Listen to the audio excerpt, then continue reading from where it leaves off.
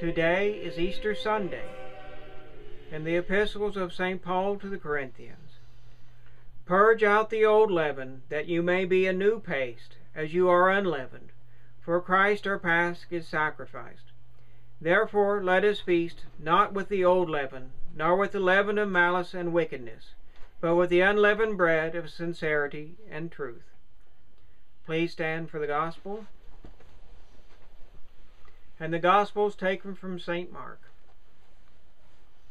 And when the Sabbath was past, Mary Magdalene and Mary the mother of James and Salome brought sweet spices, that coming they might anoint Jesus. And very early in the morning, the first day of the week, they come to the sepulchre, the sun being now risen. And they said one to another, Who shall roll us back the stone from the door of the sepulchre? And looking, they saw the stone rolled back, for it was very great. And entering into the sepulchre, they saw a young man sitting on the right side, clothed with a white robe, and they were astonished. Who said to them, Be not affrighted, you seek Jesus of Nazareth, who was crucified. He is risen, he is not here. Behold the place where they laid him. But go, tell his disciples and Peter, that he goeth before you into Galilee. There you shall see him, as he told you. Please be seated. In today's epistle, we are told to purge out the old leaven, that is worldliness. We are to be unleavened, that is, to be unworldly. Today, Jesus conquers death, and we should also conquer death, the death of sin. Jesus is the resurrection and the life. These last 40 days, we've been working on sanctifying ourselves. Let us not slip back into our habits of sin.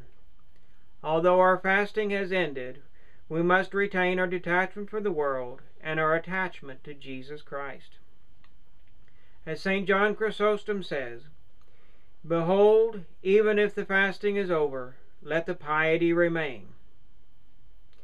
What has happened to many is that they would abstain from their habits of sin during Lent, only to return to them after Easter. What a mockery of Jesus, who gave his life for us. Should we return now to gluttony, drunkenness, sloth, and luxury to welcome the risen Jesus? Perish the thought. No, we should welcome with wholesome rejoicing. St. John Chrysostom says also, Excess in eating and drinking weakens the strength of the body and destroys the health of the soul. All excess weakens the health of the soul and the strength of the body. And we live in an age of excess. Chrysostom's advice is even more appropriate today. Let us consequently flee excess and not become careless in what concerns our own salvation, since we know that excess is the root of all evil. Let us be careful to cut it out. Amen. Let us flee from all the excesses we have hitherto indulged in, and even excused as not even being sinful. Chrysostom advises us to avoid distracting our minds and allowing our reason to stray. Although we may relax a bit, let us never stray off into the unwholesome distractions of the world. Let us choose wholesome pastimes that will fulfill the duty of recreation, that is the true duty, to prepare us to return to contemplation, meditation, and the fulfillment of our duties and responsibilities. Amen. Let us purge out the leaven of worldliness and become unleavened, as St. Paul advises us.